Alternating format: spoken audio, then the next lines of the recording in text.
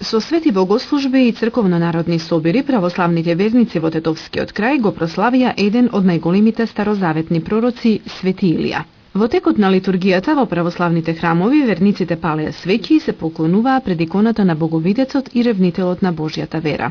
Богослужбата беше посветена на светиот пророк Илија, кој со големи чуда ја покажал силата Божја. Го затворил небото и не паднал дожд 3 години и 6 месеци. Го воскреснал синот на вдовицата во Сарпета. Го пресекол Јордан и најпосле бил земен на небото со огнени кочии и коњи. Меѓу бројните чудеса на светиот пророк е неговото јавување на гората Тавор на Господ Исус Христос или денот на светото преображение.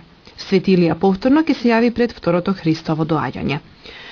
Големиот чудотворец по 14 пат со црковно-народен собир го прославија жителите на селото Лукојца.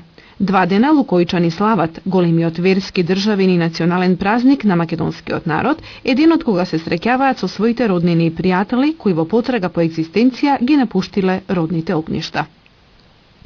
За патроните чествување во манастирската црква пристигнуваат и иселените лукојчани да му одадат почит на светиот пророк Илија.